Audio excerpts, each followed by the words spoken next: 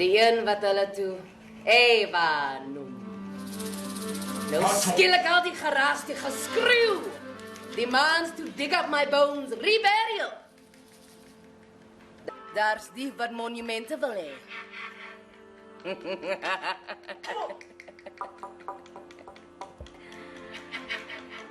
Monumental demands. For me, a journey always starts with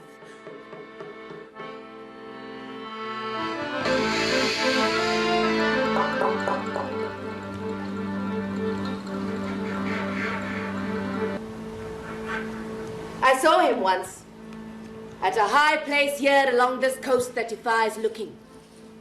Looking down is making a choice. You can't stand there without choosing. Always, always difficult choices for me. Till one day I became the raging sea.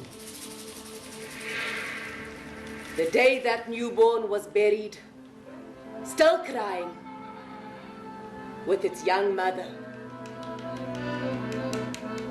Now we are all back here. Nesi dagewadago uatrineba. Johan van Riebeek. Vermans in die nacht.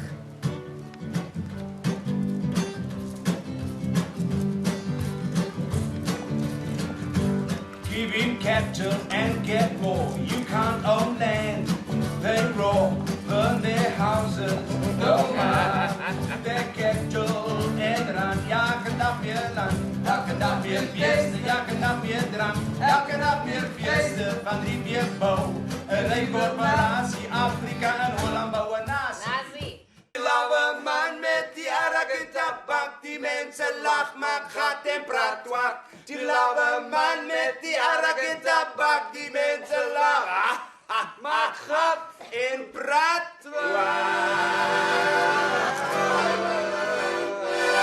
And with that, we learn a little bit more about Krotoa, a young Khoi woman whose name is becoming increasingly popular for her role in South Africa's history, but the language barrier between the Dutch settlers and the Khoi people in the 1600s. Veteran journalist, filmmaker and playwright Sylvia Vollenhoven has written a music theatre play called Krotoa, ever funded Kaap, which opens in Cape Town in 2 weeks' time. The play has been described as a perspective-changing tribute to a neglected and contested aspect of shared history.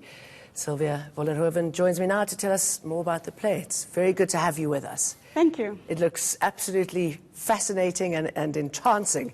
Tell us about why you wrote this and your thinking behind it all.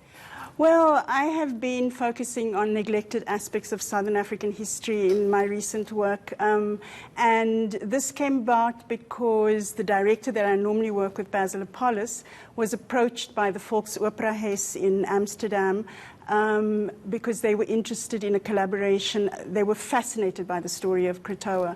And Basil started negotiations with him, and then he decided that another male gaze on this female story is really not desirable.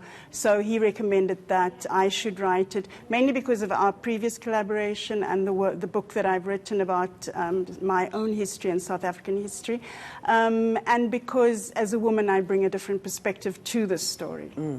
And tell us why she's so important. I mean, there's a, she's quite a controversial figure, isn't she? I mean, I think there's a lack of understanding of the contribution she made to the Afrikaans language. Well, her contribution isn't so much to the Afrikaans language because we're talking about the mid-17th century. But what is important is that through the story of Krotoa, we can prise open an existing status quo at the time that is completely overshadowed by the narrative of the colonial figure van Riebeek. So examining Krotoa's story, we find here's a woman who spoke English, Portuguese, Dutch, Khoi, and several of the indigenous languages. And why did she speak all those languages? Because she was the niece of a very powerful chief. She was also the sister-in-law of another powerful chief. So these two chiefs had been involved in a thriving business at the Cape, servicing the ships that were passing. She even spoke some French. So that gives you an idea of the kind of, the origin of the ships that were passing the Cape at the time, way before Van Riebeeck came. It gives you an idea that there was a business here, and here was a woman who from childhood already was trained in this business that her uncle was conducting. And you don't imagine that, do you? You don't have that sort of picture. So our history books don't tell those stories. And the other story that's important that Krotoa gives us an insight into is the fact that Van Riebeeck came and disrupted this port city business and impoverished people, you know, and set them back greatly. So all of those narratives come through in the single story of this woman. And tell us about how you're telling this story, not just in one language, different styles. Well, we decided that we'll do a few parallel stories. So just to give the modern audience better access to the story, because, you know, history can be really boring and dusty sometimes. So we've taken just the stories in the archive. We haven't embellished Krotoa's story at all. Yes, I was going to ask you how much we've journalistic licenses in there. We've stuck to what is in Van Riebeeck's journal and in his letters. And then a few other things that we've created based on that. But we've created a parallel story. So you have these two actors, Bianca Flanders, South African actor, and Jeff Kees Galton, a Dutch actor. So they come together on a film set to shoot this film about Krotoa. And they have difficulties with the role. And so these two modern characters then are shooting this film, and via this device, they take us into the historic. And why do they have difficulties? Is it just sort of assimilating into time the cultures, the Dutch guy who doesn't quite understand the local culture, the South African actress who is a little bit irritated and impatient with her Dutch counterpart. Normal things that you'll find on a film set, but here is a film set where people from different languages, different cultures are coming together. So we also decided that, this year is 2019 is the International Year of Indigenous Languages. And we decided, as with the previous play that I've written, that we will introduce an element of Khoi Govap into the play, because, here is an indigenous language that is not on the coat of arms, but not one of the 11 official languages. Big struggles to get it taught back into schools. Some efforts in the Northern Cape that fell by the wayside and is being picked up again. So the play is a story on one level, but on another level it is creative activism. How important is putting something on stage in getting people to understand history better, to get people to understand any sort of story better? That's a very good question. South Africa faces, huge problems around contested and distorted histories, and also history curricula in schools and just general curricula. It takes so long to write those books, to rewrite things, to set the record straight. On the other hand, in the arts, you can change society overnight. You can create artistic work that opens up awareness, that fills these gaps. Do you think it's also because you touch so many different senses and different parts of the body and the brain? And you entertain. So when people there's music in the production. When people are being entertained, there's music. We're dealing with very, very serious issues. Van Riebeeck's controversial role in introducing alcohol to the Cape, getting young children dependent on alcohol, Krotoa among them from a very early age. All of those controversial things we don't make fun of it, but we also provide light moments so that it's not, Did you get to understand him better and his motivation? I really have never, ever understood Van Riebeeck from studying history at school. I had never even heard of Krotoa. So what these hours in the archives has really brought to me is, yes, the complexity of Van Riebeeck, but a sense of pride that here was a Khoi woman our ancestor who had a real handle on things, who was powerful, who influenced greatly events at the Cape at the time, and has just been kind of left out of the history books. So it's exciting to bring these characters back and to just bring back the balance so that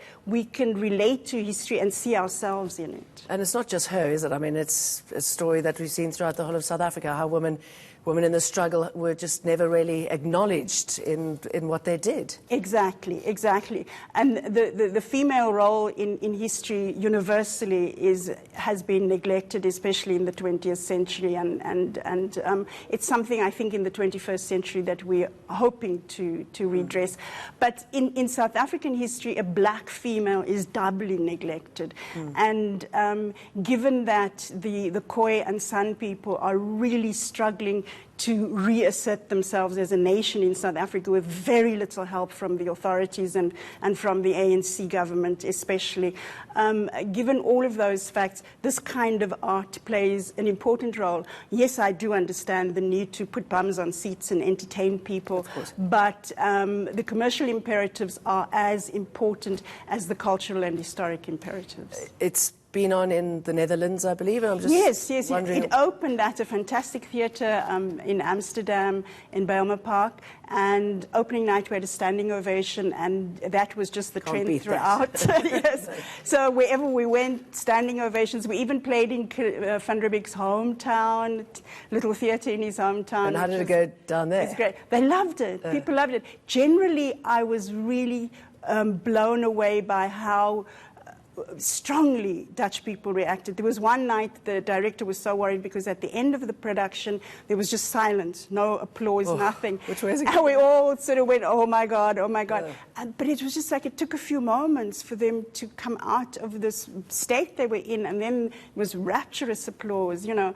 But it touched people deeply. We had discussion forums, and in those forums and discussions with the audiences afterwards, Dutch people felt uncomfortable, they were deeply touched, they felt guilty, but they also felt really inspired that there was this modern collaboration. And I'm sure quite cathartic, that sort of thing. Yes. When you learn something and you... Exactly. So you kind of know in the back of your mind that, hey, as colonials we weren't nice guys, but along comes a production like this that says, doesn't just hit them over the head like we used to do with struggle theatre, but, you know, it explores these characters, and in the exploration of these characters and putting the record straight, just using the historic fact and using clever creativity, you help people to come to terms with the problematic history, as you say, experience a bit of catharsis, but also look towards the future with a bit of optimism, saying, hey, if here today in the 21st century, the Volksoopreis and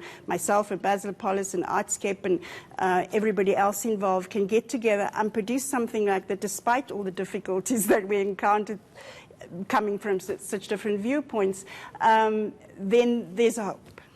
Well, thank you for sharing that hope with us, and I look forward to seeing it. It's going to be on in Cape Town, and thank you for sharing your story with us. Thanks for having me, Jane. Coming up, know the world and stay informed in our weekly strand. Tonight we tackle the human tragedy behind the US, the Mexico standoff with Al Jazeera's Hoda Abdelhamid.